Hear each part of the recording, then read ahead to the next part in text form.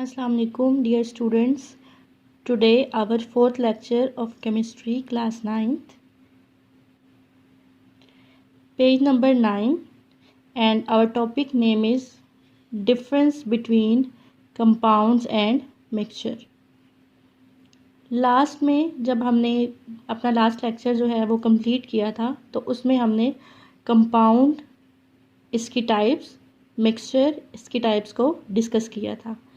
आज हमने स्टार्ट करना है बेसिकली उसी टॉपिक के लास्ट वाले टॉपिक से जो हमारे पास है difference between compound and mixture.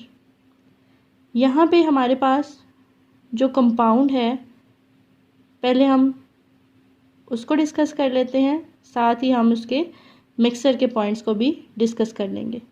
यहाँ पे अब हमारे पास जो पहला पॉइंट है कंपाउंड का, जैसे कि हमें पता है कि जो कंपाउंड होता है बेसिकली वो हमारे पास सब्सटेंसेस की ही क्लासिफिकेशन है। तो उसमें जो पहला पॉइंट है वो है इसकी केमिकल कंपोजिशन। केमिकल कंपोजिशन जो है इसकी सबसे पहले इसका पॉइंट है, it is found by a chemical combinations of atoms of an element. एक एलिमेंट के अंदर जो डिफरेंट एटम्स होते हैं उनकी केमिकल कंपोजिशन से फॉर्मेशन होती है हमारे पास कंपाउंड्स की। जबकि अगर हम दूसरी तरफ देखें मिक्सचर को, तो मिक्सचर में हमारे पास mixture is formed by a simple mixing up of a substance. यहाँ पे कंपाउंड बनाने के लिए हमारे पास केमिकल कंपोजिशन चाहिए होगी, जबकि फ़िज़िकल कंपाउंड्स जो होते हैं, फ़िज़िकल कंपोजिशन जो होगी हमारे पास सब्सटेंसेस की वो होगी हमारे पास, हम सिंपल कोई से भी सब्सटेंसेस लेके उन्हें मिक्स कर देंगे तो वो हमारे पास मिक्सचर बन जाएगा। ये था इसका पहला पॉइंट। दोनों में डिफरेंस आपको पता चल गया होगा, दोबारा रिपीट कर देती हूँ। एक में हमने केमिकल कंपोजिशन देखनी है, दूसरे में हमने फ़िज़िकल कंपोजिशन देखनी है।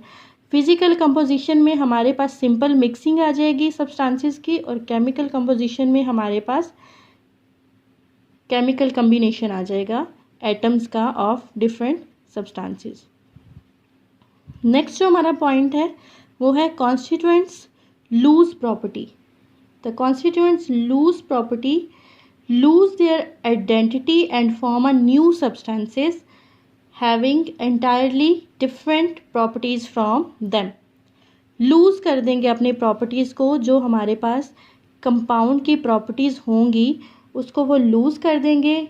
जब वो लूज़ करेंगे तो उनकी जो आइडेंटिटी होगी वो भी वहाँ से ख़त्म हो जाएगी, और वो उसको ख़त्म करके हमारे पास न्यू जो है प्रॉपर्टीज़ बना देंगे न्यू सब्सटेंस की। लाइक हमारे पास अगर हाइड्रोजन एंड ऑक्सीजन है, उसको हम क्या करवाते हैं, केमिकली उनकी कंपोजिशन में हम रिएक्शन करवाते हैं, तो उसमें जो हाइड्रोजन और ऑक्सीजन होंगे उन दोनों की जो प्रॉपर्टीज़ होंगी वो वहाँ पे लॉस हो जाएंगी, और जो न्यू सब्सटेंस बना है, जो हमारे पास न्यू मॉलिक्यूल बना है वाटर का, उसकी प्रॉपर्टीज़ जो हैं वो इस्टेब्लिश हो जाएंगी। सेम अगर हम मिक्सचर में ये पॉइंट देखें तो यहाँ पे ये शो करता है प्रॉपर्टीज़ ऑफ कॉन्स्टिट्यूएंट्स। ठीक है, उसके बाद नेक्स्ट जो है हमारे पास compounds always have fixed composition by mass, इनमें फिक्स रेशो प्रेजेंट होती है, जबकि हमारे पास जो मिक्सचर है उसमें फ़िक्स रेशो नहीं होती। इसमें हमारे पास सेम एटम्स होते हैं, सेम टाइप ऑफ एटम्स होते हैं, इसमें हमारे पास डिफरेंट होते हैं, इसी वजह से इसकी जो रेशो है वो भी हमारे पास फिक्स नहीं होती। फोर्थ जो हमारे पास पॉइंट है कंपाउंड का, तो उसमें हम क्या पढ़ेंगे, जो कंपाउंड्स होते हैं वो कांट बी सेपरेटेड, हम उनको सेपरेट नहीं कर सकते, जबकि अगर हम मिक्सचर में देखें तो हम उसको सेपरेट कर सकते हैं। किस तरह से कर सकते हैं, मैंने जब लास्ट लेक्चर में आपको मिक्सचर वाला टॉपिक पढ़ाया था तो उसमें मैंने बताया था कि कुछ हमारे पास फिज़िकल मेथड्स होते हैं जिनको यूज़ करके हम मिक्सचर को उनके पेरेंट कंपोनेंट से सेपरेट कर सकते हैं, और उनके नेम भी थे हमारे पास। कौन कौन से थे, एक था हमारे पास डिस्टिलेशन, फिल्ट्रेशन, एंड हमारे पास वेपराइजेशन, क्रिस्टलाइजेशन। ये सारे हमारे पास मेथड्स है जिसके साथ हम मिक्सचर को पेरेंट कंपोनेंट से सेपरेट कर सकते हैं। ठीक है। उसके बाद जो हमारा नेक्स्ट पॉइंट है वो है होमोजीनस। इसके जो कंपाउंड्स होते हैं उनकी जो कंपोजिशन होती है वो होमोजीनस होती है, मींस सेम होती है। अगर हम मिक्सचर की बात करें तो इसमें हमारे पास होमोजीनस भी होती है और हेट्रोजीनस भी होती है, मतलब यूनिफॉर्म भी होती है और नॉन यूनिफॉर्म भी होती है। इसका जो मेल्टिंग पॉइंट होता है कंपाउंड्स का वो फिक्स होता है, ठीक है, अनचेंजेबल होता है, उसमें किसी किस्म की कोई भी चेंजेस नहीं आती। जबकि हमारे पास जो मिक्सचर का बॉइलिंग पॉइंट है वो फिक्स नहीं होता। ये हमारे पास डिफरेंसेस थे कुछ जो कि हमारे पास कंपाउंड और मिक्सचर के दरमियान में थे, जो हमने 1 बाय 1 डिस्कस किए एंड उनको अंडरस्टैंड भी किया, उसको डिस्कस भी किया। प्रीवियस हमने कुछ एग्जांपल्स भी इसके अंदर पुट की। अब हम नेक्स्ट चलेंगे, हमारा जो आज का नेक्स्ट टॉपिक है उसकी तरफ। नेक्स्ट टॉपिक जो हमारा है वो है हमारा atomic mass and atomic number, ठीक है। इसमें हम सबसे पहले एटॉमिक मास को डिस्कस कर लेते हैं, देन हम एटॉमिक नंबर को देख लेंगे।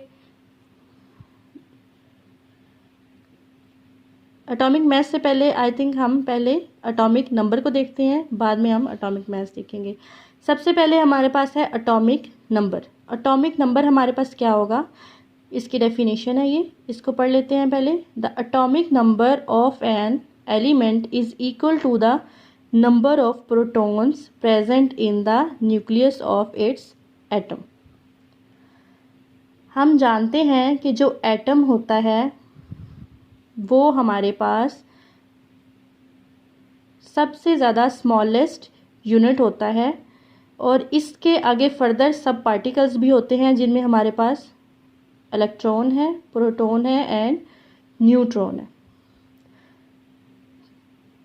यहाँ पे हम सपोज करते हैं हमारे पास ये एक एटम है, ये इसकी सराउंडिंग में इसके शेल्स हैं, दरमियान में इसके ये हमारे पास प्रोटॉन प्रेजेंट है, ये हमारे पास न्यूट्रॉन है, और जो इलेक्ट्रॉन है वो इसके शेल्स में रिवॉल्व कर रहे हैं, इसके अराउंड मूवमेंट शो कर रहे हैं अपनी, ये हमारे पास होगा न्यूट्रल। अब हमने इसकी डेफिनेशन जो पढ़ी है हम दोबारा इसको रिपीट करेंगे। The atomic number of an element is equal to the number of protons present in the nucleus of its atom। दोबारा से बता दूं, ये हमारे पास एटम है, ये हमारे पास इसका न्यूक्लियस है, न्यूक्लियस में जो इसके प्रोटॉन प्रेजेंट हैं इसके इक्वल, इसके नंबर के इक्वल होता है हमारे पास एटॉमिक नंबर।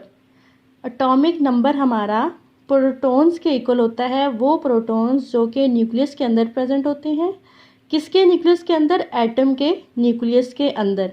हमें पता है कि एटम में इलेक्ट्रॉन, प्रोटॉन, न्यूट्रॉन तीन जो होते हैं सब पार्टिकल्स प्रेजेंट होते हैं। यहाँ पे बात हो रही है हमारे पास प्रोटॉन्स की, ठीक है। उसके बाद हमने एलिमेंट्स को पढ़ा है। एलिमेंट्स में हमने क्या पढ़ा है कि जो हमारे पास एटम्स होते हैं वो सेम टाइप के होते हैं। यहाँ पे हमने कार्बन लिखा हुआ है और कार्बन जो है इसमें सेम टाइप के हमारे पास एटम जो हैं वो प्रेजेंट होंगे। अब हमारे पास जो कार्बन है इसमें 6 प्रोटॉन्स हैं। जब हमारे पास यहाँ पे 6 प्रोटॉन्स होंगे इट मीन्स कि इसका जो एटॉमिक नंबर है वो क्या होगा, 6 होगा।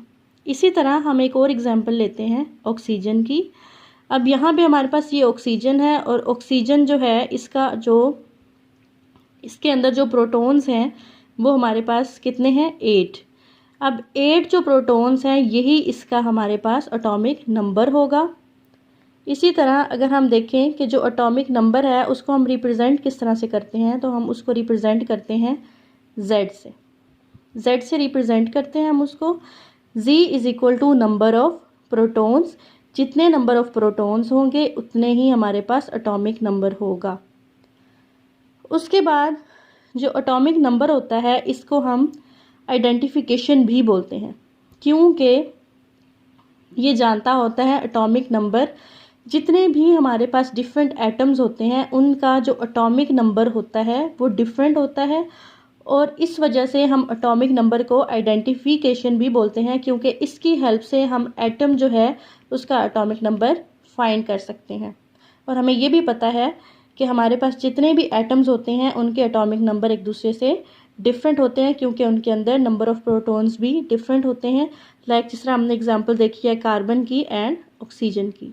यहाँ तक जो ये हमारा पहला था पॉइंट एटॉमिक नंबर वाला, वो क्लियर होता है। उसके बाद हम चलते हैं मैस नंबर की तरफ। मैस नंबर में हमारे पास क्या होगा, number of proton plus neutron of present in the nucleus. अब हमने पीछे भी एक डायग्राम जनरल सी ड्रॉ की थी, अब हम यहाँ पे भी कर लेते हैं। यहाँ पे ये जो हमारे पास डायग्राम है ये हमारे पास एटम की है, ये दरमियान में इसका न्यूक्लियस है, न्यूक्लियस के अंदर हमारे पास प्रोटॉन भी है एंड न्यूट्रॉन भी है, और आउटर मोस्ट जो शेल है यहाँ पे हमारे पास जो इलेक्ट्रॉन है वो प्रेजेंट है। ठीक है, अब अगर हम कार्बन की ही एग्जांपल देखते हैं यहाँ पे, तो जो कार्बन है उसमें जो नंबर ऑफ प्रोटॉन है हमारे पास 6 है, नंबर ऑफ न्यूट्रॉन भी हमारे पास 6 होंगे, और अगर हम इन दोनों को ऐड कर लेंगे तो हमारे पास इसका एटॉमिक मास क्या आएगा, 12 आएगा। ठीक है, 12 हमारे पास किसका एटॉमिक मास आया है, कार्बन का। इसी तरह हम नेक्स्ट अब ऑक्सीजन का भी देख लेते हैं। ऑक्सीजन का हम देखते हैं कि इसका एटॉमिक मास क्या है। तो इसी तरह हमने सर्कल में न्यूक्लियस बनाया है एटम का, इसके दरमियान में जो हमारे पास प्रोटॉन एंड न्यूट्रॉन प्रेजेंट है, हमने इनकी अमाउंट देखनी है। प्रोटॉन हमारे पास कितने हैं, 8, न्यूट्रॉन हमारे पास कितने हैं, ये भी 8। जब हम इन दोनों को ऐड करेंगे तो ये हमारे पास आएंगे 16। इट मीन्स कि जो हमारे पास ऑक्सीजन का एटॉमिक मास है वो हमारे पास 16 आएगा, और इसका हमारे पास फॉर्मूला है A = Z+N। N जो है हमारे पास नंबर शो कर रहा है, number of proton, neutron etcetera. Z जो है हमारे पास एटॉमिक नंबर को शो कर रहा है, एंड A जो है हमारे पास एटॉमिक मास को शो कर रहा है। अगर हम इस फॉर्मूला को देखें तो इस फॉर्मूला को देखते हुए हम इसके नंबर्स को भी फाइंड कर सकते हैं, हम एटॉमिक मैसेज को भी फाइंड कर सकते हैं, और एटॉमिक फॉर्मूला को भी फाइंड कर सकते हैं। यहाँ पे हमारे पास एक प्रॉब्लम है बुक में, हम उसको सॉल्व कर लेते हैं, उससे हमें मज़ीद इसका कॉन्सेप्ट क्लियर हो जाएगा कि किस तरह से हमने इस फार्मूला से फाइंड करना है वैल्यू A की या फिर G की। एग्जाम्पल है हमारे पास, how many protons and neutrons are there in an atom having A = 238 and Z = 92। Solution अब हमने फाइंड करना है जिसमें हमारे पास A गिवन है 238 एंड Z हमारे पास गिवन है 92।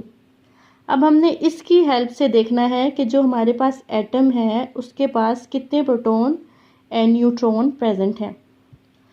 सबसे पहले हमारे पास जो एटॉमिक नंबर होगा वो होगा 92, एटॉमिक मास जो है वो है हमारे पास 238। यहाँ पे जो हमारा एटॉमिक मास है हम उसका फॉर्मूला जो है, जो कि हमारे पास क्या है, A = Z+N, वो पुट करेंगे। A = Z+N। अब हमने क्या करना है, ये जो हमारे पास A है यहाँ पे लिखेंगे, Z यहाँ पे हमारे पास प्लस हो रहा है, इस साइड पे आके हमारे पास माइनस हो जाएगा, और यहाँ पे हमारे पास क्या रह जाएगा, N। अब हम A और Z जो हैं इन दोनों की वैल्यूज़ को पुट करेंगे फॉर्मूला के अंदर, देन हम इसको सॉल्व करेंगे।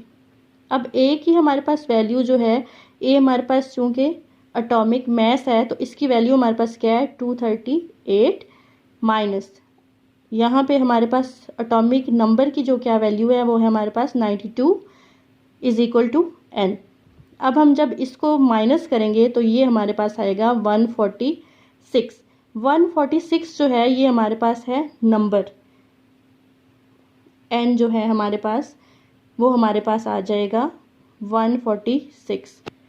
इट मीन्स कि हमने एटॉमिक नंबर और एटॉमिक मास के फार्मूला के अंदर वैल्यूज़ पुट करके number of neutrons and number of protons को फाइंड किया है, जो कि हमारे पास आता है 146। ये हमारे पास जो एग्जाम्पल थी बुक में ये थी 1.1, जो कि हमने यहाँ पे सॉल्व की। और जिसमें हमने पुट किया एटॉमिक नंबर को एंड एटॉमिक मास के फार्मूला को, और इसको हमने अच्छे से एक्सप्लेन कर दिया है। नेक्स्ट टॉपिक इंशाल्लाह नेक्स्ट लेक्चर में डिस्कस करेंगे। आप इसको लर्न कीजिएगा, इसको अंडरस्टैंड करने की ट्राई कीजिएगा। ओके, नेक्स्ट हम नेक्स्ट लेक्चर में बात करेंगे। अल्लाह हाफिज़।